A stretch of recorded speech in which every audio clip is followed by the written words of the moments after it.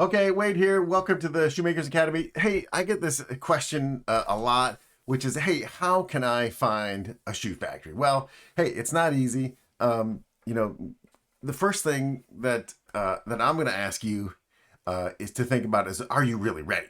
Right? Because if you approach a shoe factory and your specification, your design, and your strategy, if you don't have that together, they're not really going to want to deal with you, right? Because you're not serious, right? So that's where at Shoemakers Academy we can help you prepare and make sure that you're ready, right? And we can also introduce you to a factory. But here's a few things, basically sort of the top 10 questions you should ask a factory. Number one, what's your minimum order quantity?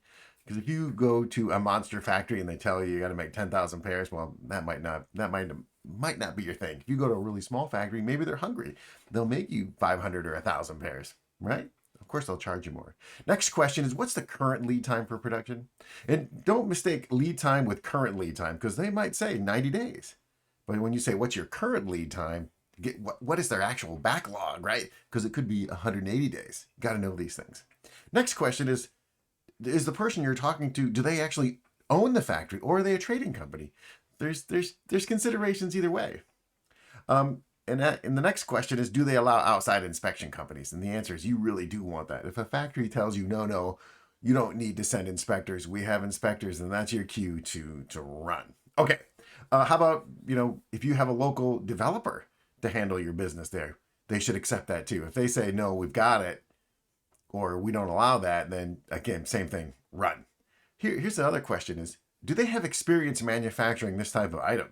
Right? You don't take a shoe like this to a sandal factory, and you don't take a sandal to a sneaker factory, right? Because different factories have different speciality, different equipment to help make that kind of shoe. The next question is, hey, how long has the factory been in operation? If they've been there for a long time, that tells you that they have a stable business and they have repeat customers, and it's pretty good. Now, it might mean it's a little older and maybe not as clean as a brand new fancy factory, but if they're alive, then they have a good track record. Okay. Next question is, hey, ask them to give you a reference from their other customer. You really want to have a chance to talk to someone else that's been in that factory and has experience with it. The next thing is, how many assembly lines does the factory have? Are they a one-line factory, or are they a 20-line factory? See, the issue is when a one-line factory gets behind, they stay behind, right? If a 20-line factory has your order and they get behind, well, there's a lot of bodies they can throw at the problem.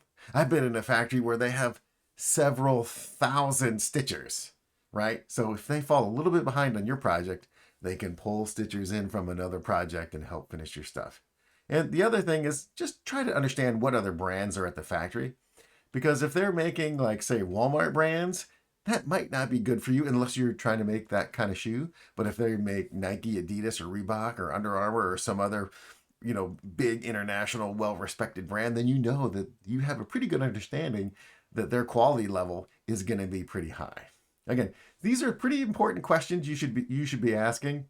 The next question is, really, really try to dive into um, what their MOQ is, because oftentimes a big factory will invest in a small brand, right? They're always on the lookout for the next Allbirds or the next Under Armour. Right? Somebody took that project, right? And in your brand, you might be the space filler, and the factory might be able to make your whole production run in the morning, before coffee, but that's okay. I mean, you get big brand power, or big factory power.